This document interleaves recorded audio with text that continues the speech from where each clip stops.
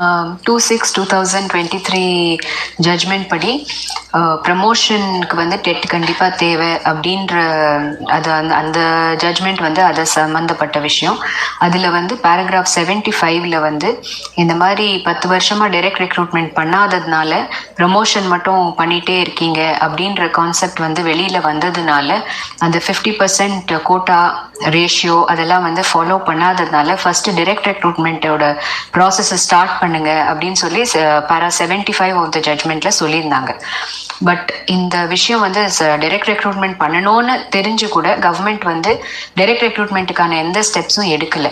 இந்த மீன்வாயில் வந்து கண்டெம்ட் நாங்கள் போட்டோம். கண்டெம்ட் எதனால போட்டோம்னா, இந்த மாதிரி ஒரு அப்சர்வேஷன் இருந்தாலும் அவங்க திரும்ப திரும்ப டெம்பரரி டீச்சர்ஸ் அப்பாயின்மெண்ட் பண்ணிட்டு இருக்காங்க. ஸோ அந்த இதில் கண்டெம்ட் போடும்போது இந்த மாதிரி வந்து டெம்பரரி டீச்சர்ஸ் போடுறது மட்டும் இல்லாமல் நாங்கள் வந்து இப்போது காம்படிட்டிவ் எக்ஸாம் GO 149 இருக்கிற காம்படிட்டிவ் எக்ஸாம் படி நாங்கள் வந்து ப்ரொசீட் பண்ண போகிறோம் அப்படின்னு அவங்க ஓரலாக சொன்னாங்க.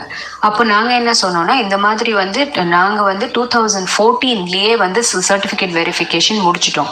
2013 டெட் எழுதியாச்சு. அதுக்கப்புறம் வந்து செவரல் மெத்தட்ஸ் சேஞ்ச் ஆகி நாங்கள் ஹைகோர்ட்டுக்கு வந்து சுப்ரீம் கோர்ட்டுக்கு போய் எல்லாம் போனதுக்கு அப்புறமும் நீங்கள் எந்த மெத்தடுமே வந்து ஃபாலோ பண்ணி இது வரைக்கும் 2023 இருக்கோம். நம்ம இது வரைக்கும் 10 வருஷத்துல எந்த மெத்தட் நீங்க சொன்ன ஏவும் ஃபாலோ பண்ணல, பி மெத்தடும் ஃபாலோ பண்ணல, 252 ஃபாலோ பண்ணல, 71 ஃபாலோ பண்ணல. காம்படிட்டிவ் எக்ஸாம் GO வந்து ஆல்மோஸ்ட் ஒரு 5 வருஷம் ஆச்சு, அதுவும் பண்ணல. ஸோ எதுவுமே நீங்க பண்ணாததுனால அந்த 10 வருஷம் கழிச்சு இப்போ வந்து எங்களை காம்படிட்டிவ் எக்ஸாம் எழுதுங்க அப்படின்னு சொன்னா அது எந்த விதத்துல நியாயம்?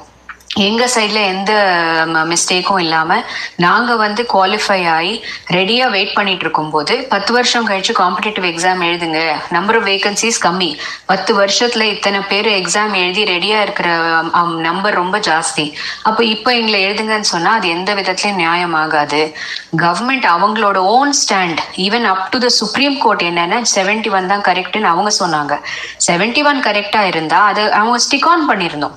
நாங்களே தான் 71 தப்புன்னு சொல்றோம், ஆனாலும் 71 கரெக்ட்னு அவங்களோட ஸ்டாண்டா இருந்தா அதுபடியாவது அவங்க ஏதாவது பண்ணிருக்கணும். அதுவும் பண்ணல. ஸோ அவங்களுக்கே கிளாரிட்டி இல்லை எந்த மெத்தட் ஃபாலோ பண்ணா அது கரெக்டா இருக்கும்னு. ஸோ அப்படி ஒரு சுச்சுவேஷன்ல நம்ம என்ன சொல்லியிருக்கோம்னா, ஃபர்ஸ்ட் வந்து யாரெல்லாம் வந்து கோர்ட்டுக்கு வந்திருக்காங்களோ இந்த மெத்தட்ஸ்லாம் சேலஞ்ச் பண்ணி ஹைகோர்ட்டும் சரி சுப்ரீம் கோர்ட்டும் சரி அவங்களுக்கு வந்து CV கம்ப்ளீட் பண்ணது 2014ன்றதுனால எங்க எல்லாருக்கும் வந்து 90% weightage for TET marks and 10% for the year in which we completed TET. That is எந்த வருஷத்துல நாங்கள் டெட் கம்ப்ளீட் பண்ணியிருக்கோமோ அதுக்கு ஒரு 10%. அதை பேஸ் பண்ணி ஃபர்ஸ்ட் அப்பாயின்மெண்ட் கொடுங்க, எங்களை வந்து காம்படிட்டிவ் எக்ஸாம் எழுத வைக்க